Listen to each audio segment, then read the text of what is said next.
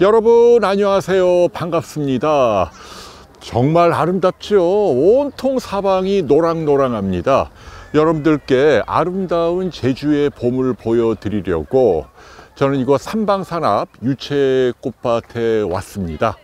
너무 멋지죠.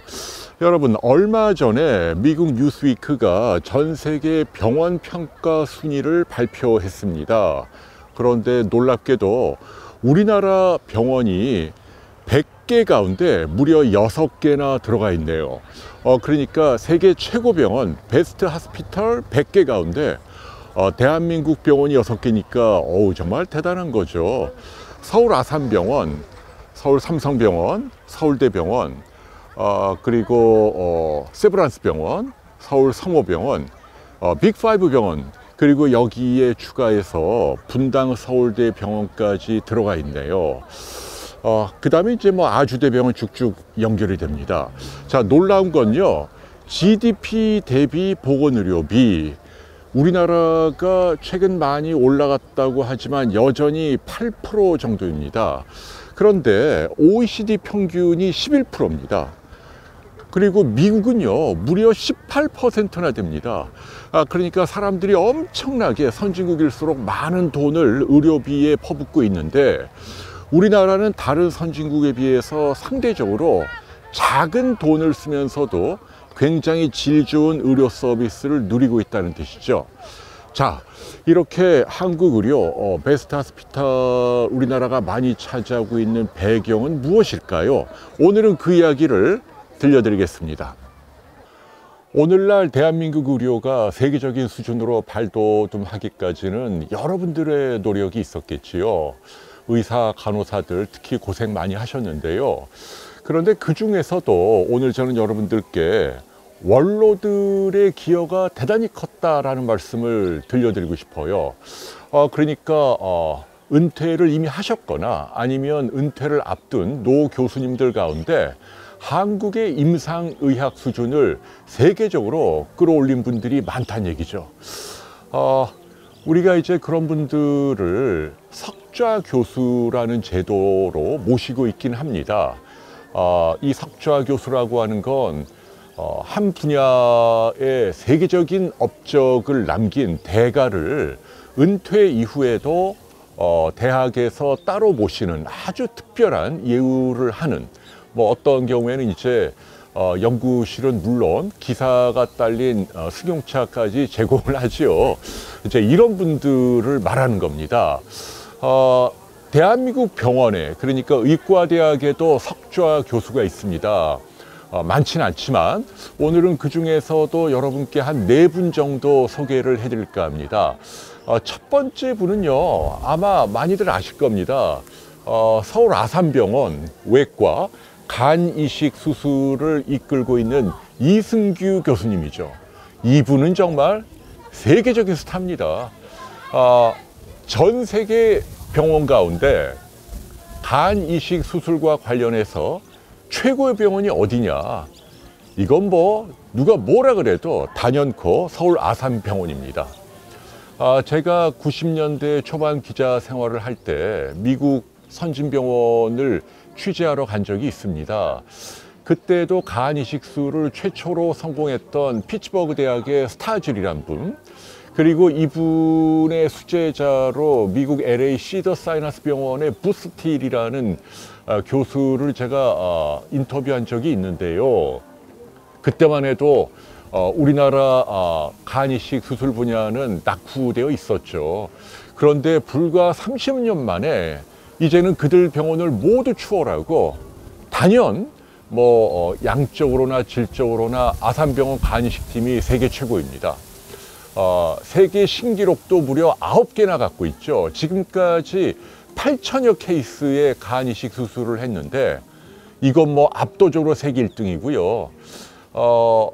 성공률도 1년 평균 생존율 98%, 어마어마하게 좋은 성적이고 미국 등 선진국보다 훨씬 좋은 결과라고 할 수 있습니다.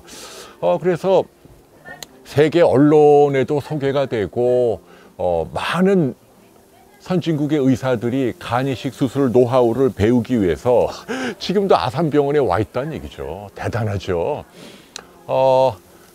무려 230여 명의 의사 간호사들이 간이식 센터에 근무하면서 1년에 뭐 400여 케이스 이상, 특히 간이식 수술이 뇌사자가 나올 때 하니까 밤에 응급 수술이 많이 이루어진대요. 그러니까 연중무휴 하루 종일 병원에 있으면서 환자들 생명을 살리기 위해서 대기하고 있다가 수술에 들어간다. 뭐 10시간씩. 대단하죠. 근데 이렇게 되기까지는 이승규 교수님이라는 한 분의 노력이 엄청난 역할을 했다. 세계 최초 뭐 여러 가지 방식의 부분 생체 간이식 수술 도입부터 수술장 옆에 쪽방에 침대를 갖다 놓고 숙식을 같이 하면서 그러면서 이 간이식술을 개발해낸 겁니다. 지금은 많은 후학을 양성하고 있고, 근데 이분이 올해 연세가 74살인데도 아직도 하루에 6시간씩 들어가서 수술을 하고 계신다는 거죠. 정말 대단하죠. 자, 또 다른 한 분도 서울 아산병원에 계시네요. 박승정 교수님. 이분은 내과, 특히 심장뇌과 분야죠. 이분은요, 스텐트 삽입술 아시죠? 이제 그 철망 같은 거를 심장병이 있는 분들에게 이제 넣어서 넓혀주는 시술이잖아요. 옛날에는 주로 흉부외과에서 수술로 치료를 많이 했는데 지금은 대부분 스텐트로 합니다. 그런데 이분이 심장 관상동맥 가운데서도 left main artery, 그러니까 왼쪽의 주 동맥이죠. 가장 굵은, 가장 중요한 심장 관상동맥이 좁아지거나 막혀 있을 땐 그때까지만 해도 흉부외과에서 가슴을 열고 치료를 했단 말이죠. 우회 수술을. 그런데 이분이 최초로 아니다, 이것도 스텐트로도 가능할 거다, 이거 시도해갖고 이게 흉부외과 수술을 대신해도 괜찮을 만큼 안전하고 또 성적이 나온다는 걸 입증을 한 겁니다. 이제는 이게 세계적인 표준이 됐다는 얘기죠.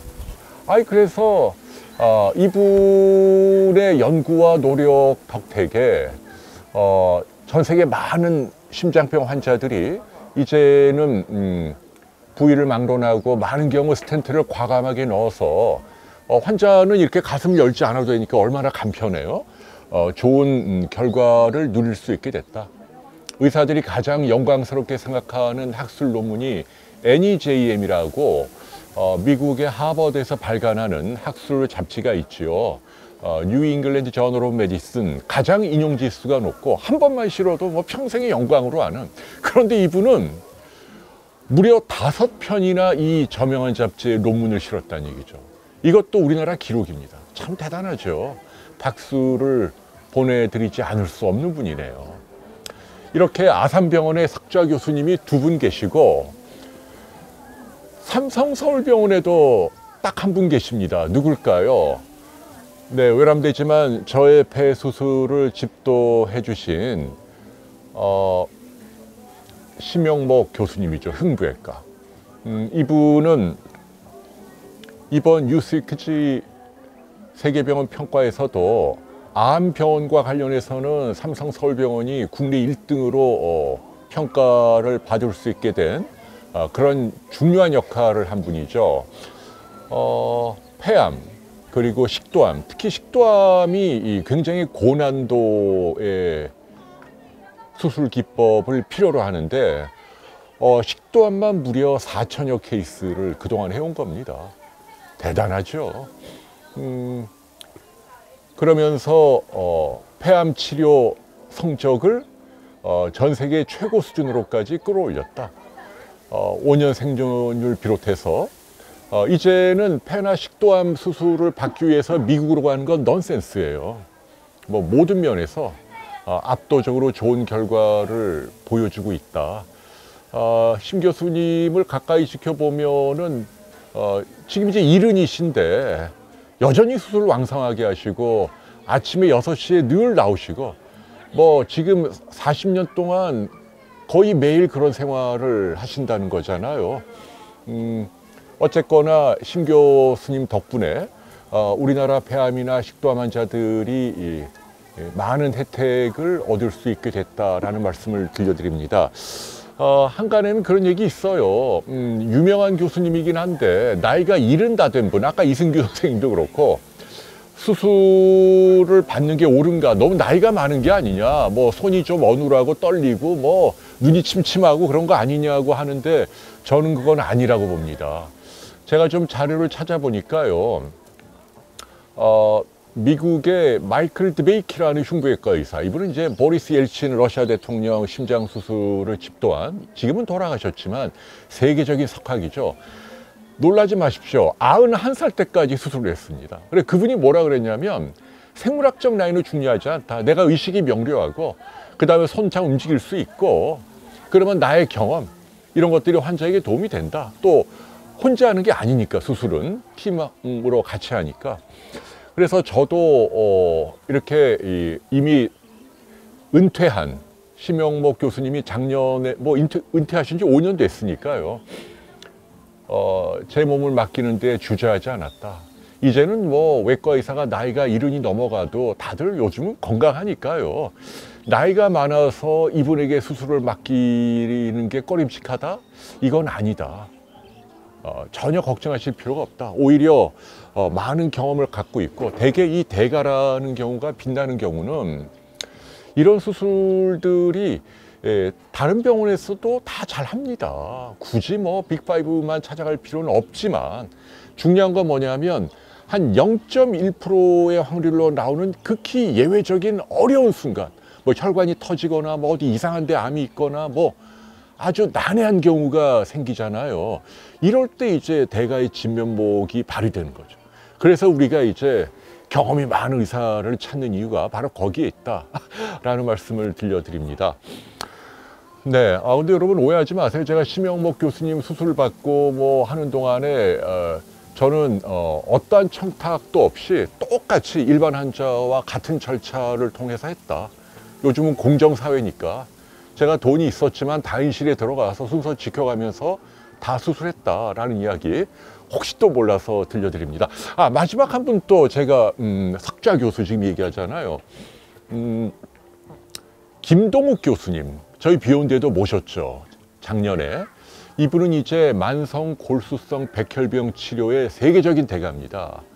지금 제가 말씀드린 분들은 다 교과서를 쓰는 분들이죠. 논문을 비롯해서 신약을 개발하고 국제적인 임상시험을 주도하고 유전자를 연구하고 기초의학까지. 그래서 오늘날 이제 백혈병 치료에 관한 원탑으로 올라선 분이 바로 이 김동욱 교수님이죠. 이분도 참 대단하죠. 원래는 성모병원에 계시다, 을지병원에 계시다, 최근에 이화여대 병원으로 자리를 옮길 예정이라고 하죠. 석좌 교수로 가시는 겁니다. 대단한 거죠. 아무튼 석좌 교수라는 건 임상의사나 또는 대학 교수 입장에서는 가장 영광스러운, 왜냐하면 서울대학교 병원에는 석좌 교수가 없습니다. 수백 명의 의과대학 교수 가운데. 그러니까 그럴 만한 자격을 부여한다는 게 얼마나 대단한 건지 이해가 되죠.